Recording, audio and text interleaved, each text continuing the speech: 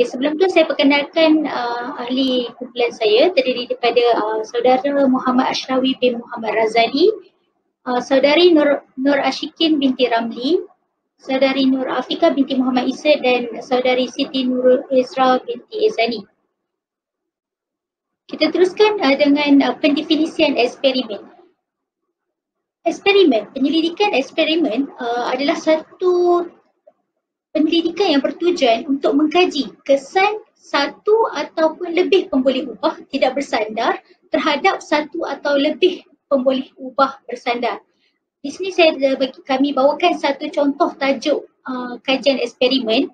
Contohnya kesan kaedah pengajaran kepada pencapaian dan kepuasan pembelajaran.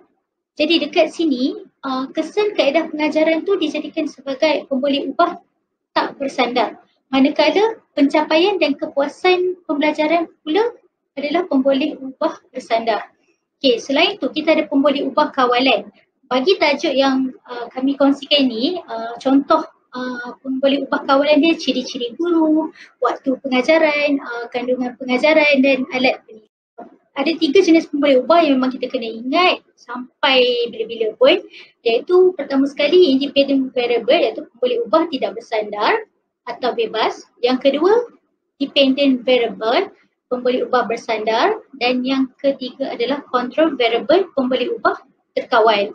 Okey, bagi independent variable ataupun dikenali sebagai IV, variable bebas ialah penyebab dan boleh dimanipulasi. Yang mana dia merupakan pembolehubah yang mempengaruhi pembolehubah yang lain dan dimanipulasi untuk menentukan hubungannya dengan sesuatu gejala yang diperhatikan. Okey, bagi dependent variable iaitu pembolehubah bersandar, selalu orang akan sebut DV. Manakala variable bersandar ni adalah akibat dan tidak boleh dimanipulasi. Dia bersifat stabil dan hasilnya tidak berubah walau dalam keadaan yang berbeza. Seterusnya controlled variable CV, iaitu pembolehubah terkawal. Pembolehubah terkawal ni ialah apa-apa faktor yang mengawal atau dimalarkan semasa eksperimen dijalankan. Untuk eksperimental, rekabentuk eksperimental ini adalah penting untuk kita menunjukkan bagaimana sesuatu kajian eksperimen itu dilakukan. Selain itu juga, rekabentuk eksperimental ini bertujuan untuk kita lihat dan tentukan bagaimana hubungan antara dua pembolehubah, iaitu pembolehubah bebas dan pembolehubah bersandar.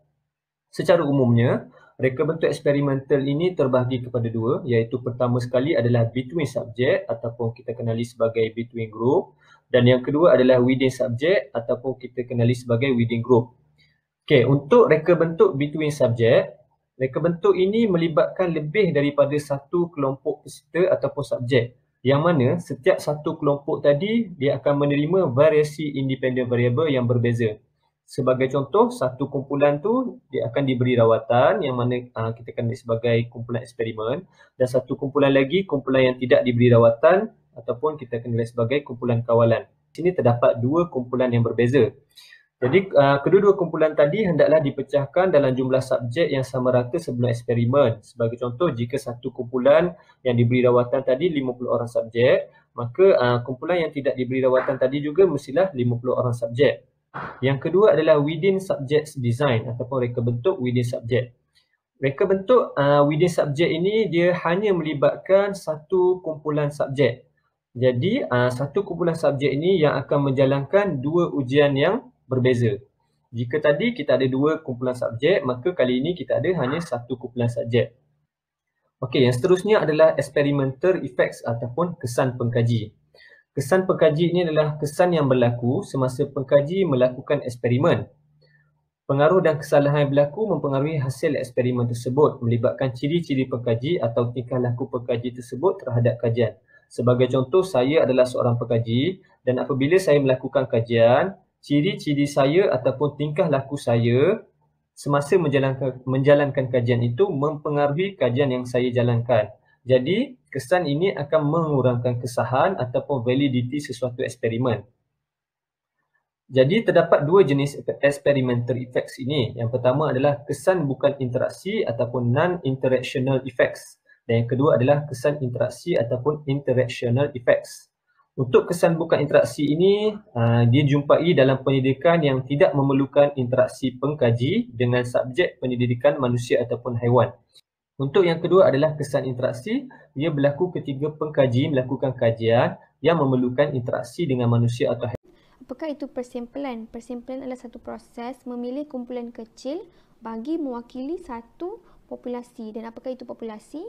Populasi adalah satu set yang menyeluruh yang mengandungi individu ataupun objek yang mempunyai ciri-ciri yang sama. Dan persimpulan ini boleh menjadi persimpulan rawak, iaitu semua orang mempunyai hak yang sama untuk dipilih.